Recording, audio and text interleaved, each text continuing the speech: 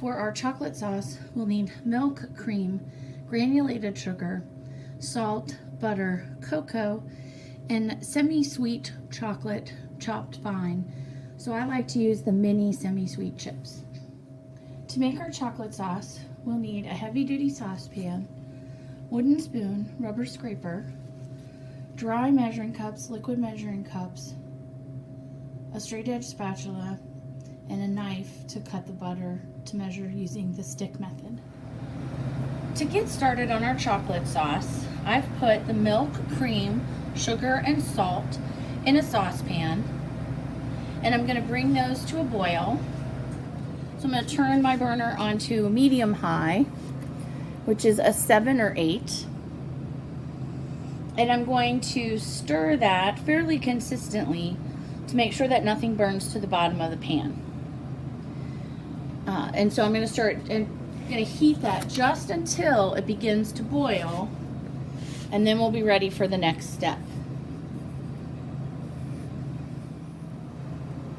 Now that my mixture has come to a boil, I'm going to turn the heat off and remove it from the heat to stir in the remaining ingredients. So I need to stir in my chips,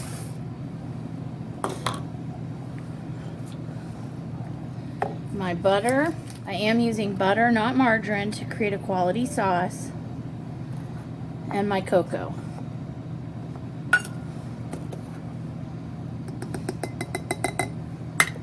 And I need to stir this until everything is smooth and combined.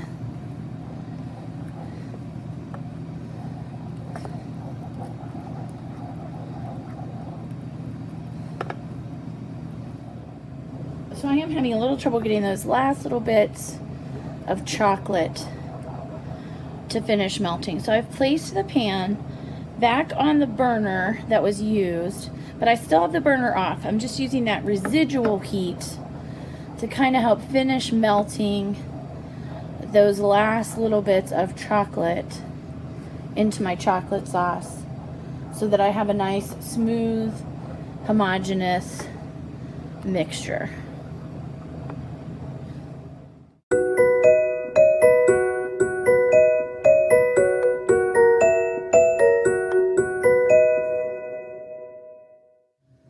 To make our caramel sauce, we need 3 simple ingredients. We need granulated sugar, cream, and water. To make our caramel, our equipment is almost as simple as our ingredients. We need a heavy-duty saucepan, wooden spoon, rubber scraper, dry measuring cup, straight edge spatula, and liquid measuring cup. The first thing that I need to do for my caramel sauce is to bring my cream to a boil over medium heat. Because it does cling to the glass, I want to make sure that I get all of it in there, so I'm going to use a rubber scraper to clean that measuring cup out. I'm going to turn my cream on to a 5 or 6, because that would be medium.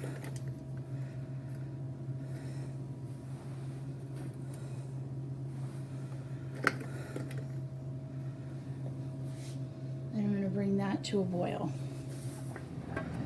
So I've started to get some bubbles in my cream, and I've got a nice boil going. So I'm going to go ahead and turn that off and put a lid on it to keep it warm and move it off of the heat. And then where that was, I'm going to take my milk and sugar, or my water and sugar mixture, and I'm going to stir those together. And I'm going to now bring this to a boil over a high heat. Now what's really important about the sugar and water is I've stirred them together a little bit here. But now that I'm putting it on the heat, I do not want to stir. Otherwise my sugar is not going to caramelize properly.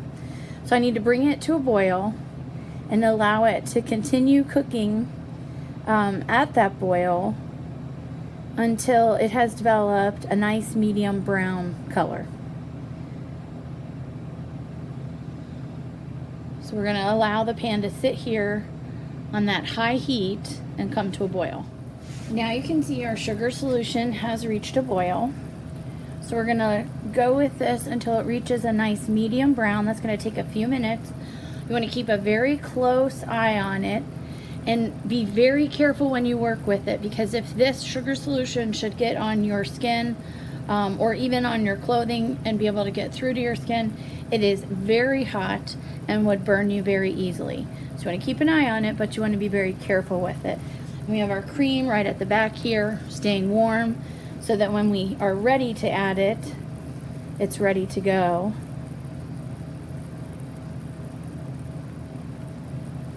So we're watching for that medium brown color. So I've had my sugar solution on the stovetop for a few minutes at a boil in making my caramel syrup. The pan has remained on high, and I have not moved it, and I have not stirred it, so that sugar caramelizes properly. I don't have a medium brown color yet, so I'm allowing it to just move on. If you would find that brown was developing unevenly in the pan, then you would simply swirl the pan gently, kind of to get it moving one circle, to evenly disperse that coloring instead of stirring with a spoon. Do not stir with a spoon until you're ready to add the cream. So I think one of the hardest parts of making a caramel sauce is just the patience while you wait for it to get to that color without stirring. If you notice, the mixture in the pan has started to have kind of a brownish hue or darker hue around some of the bubbles, but I don't really have that medium brown color fully developed. You can see how the boiling has changed a little as some of that liquid has evaporated out of there in the process. And so we're getting close.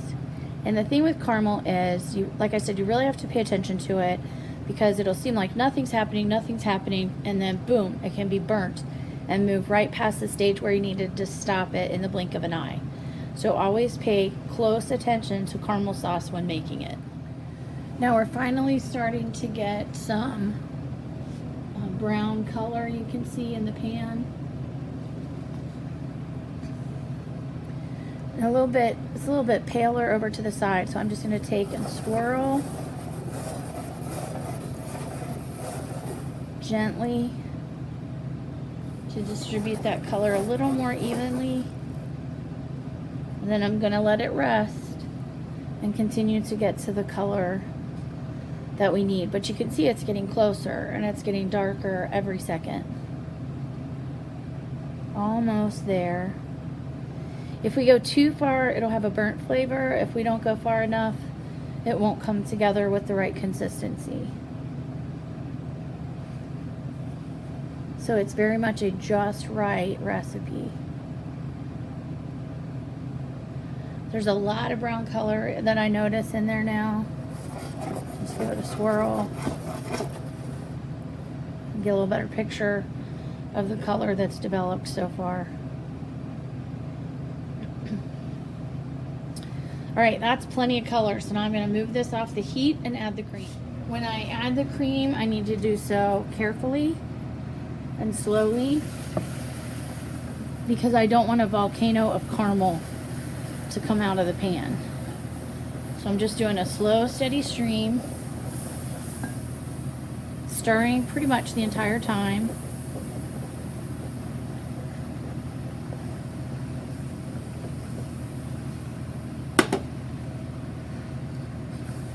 Now, if my caramel sauce does what's called breaking, if it breaks, so it doesn't come together all smoothly, I can put it back over a low heat stirring to help that sugar solution absorb that cream properly.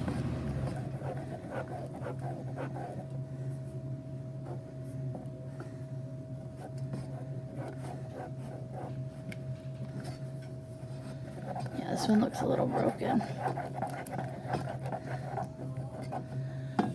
Okay, now my cream is added to my sauce, and I'm going to bring it, I put it back on that burner that had been where I was heating it previously. I want to bring it to a boil so that it's all homogeneous.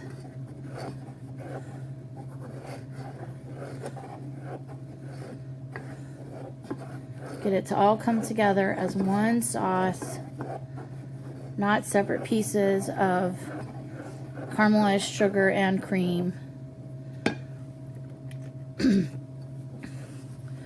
There's a lot of residual heat on the burner. That was really doing most of the work so far. But I went ahead and turned the burner back on, and I'm stirring constantly. I can feel some of the sugar solution kind of stuck to the bottom, so I'm making sure to work that up off the bottom of the pan and into the caramel mixture.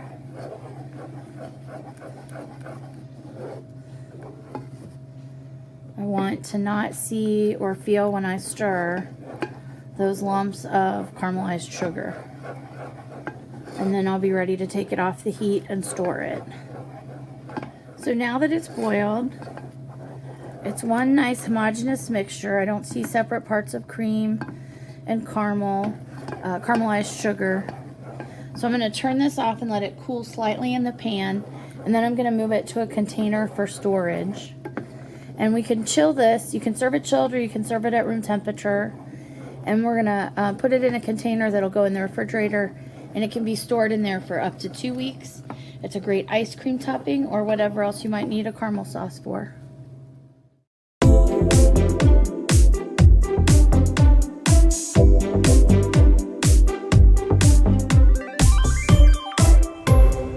For our fruit sauce, we'll be making a strawberry sauce. I have previously frozen sliced strawberries that I thawed in the refrigerator overnight. We'll also need granulated sugar, water, and cornstarch.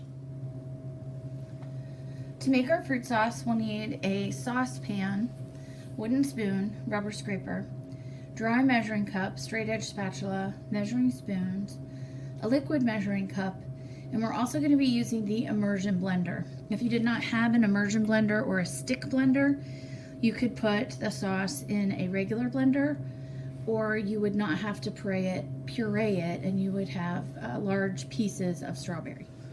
To make our fruit sauce, we're going to combine our water and sugar in a saucepan over a medium-high heat. Remember, medium-high is a 7 or an 8. And we're going to stir until our sugar is dissolved.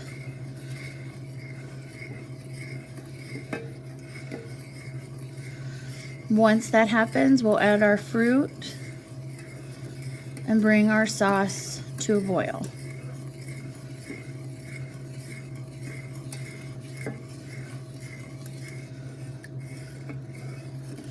We'll know our sugar's dissolved when our liquid is more clear.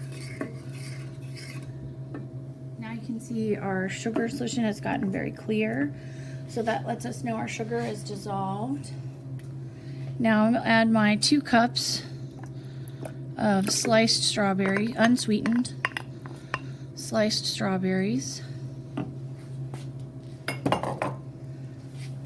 We'll bring this mixture to a boil, and then we'll boil it for about 5 minutes. So I haven't changed the heat, it's still on medium-high.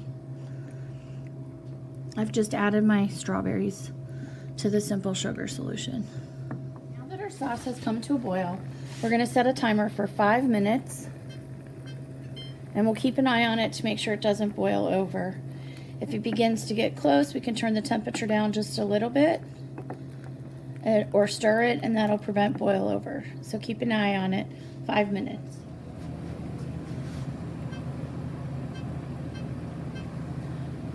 Now that our fruit sauce has boiled for about 5 minutes, we need to turn the heat down just a little bit and allow it to continue to simmer for about 10, so that we really cook that fruit down until it's nice and tender and mushy.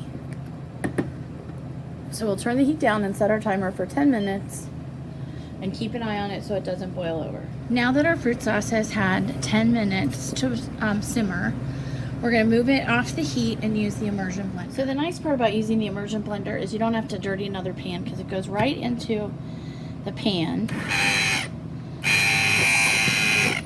And just gently move it around.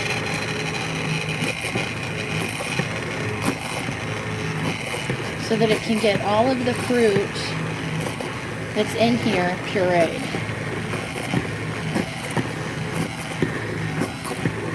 I prefer to use my immersion blender in surfaces that are not coated with a non-stick surface.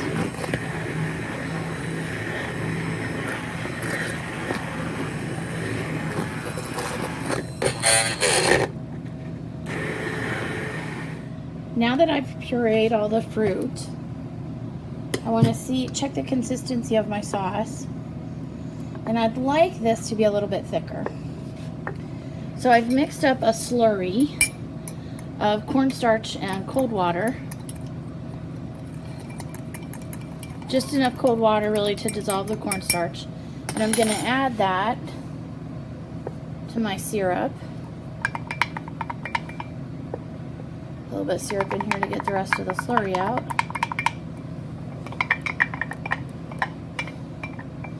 And I'm going to put this back on heat and bring it back to a boil so the cornstarch can thicken it. But this should only take a few minutes. So now that our fruit sauce has come back to a boil, you can see it's gotten a lot thicker from the cornstarch. And it'll also thicken as it cools, so keep that in mind. If you really felt you needed it to be thicker than this, you could add that cornstarch and water mixture again, or half of each amount until you got it to the consistency that you prefer. But again, remember, this is going to thicken slightly upon cooling, so this is going to be great for my needs. So I'm going to go ahead and turn it off, allow it to cool slightly off the heat, and then I'll put it in a storage container, and I could keep this in the refrigerator for about 2 weeks. Here are our 3 dessert sauces: chocolate sauce, caramel sauce, and our strawberry fruit sauce. Perfect toppings for any ice cream and excellent complements for other desserts.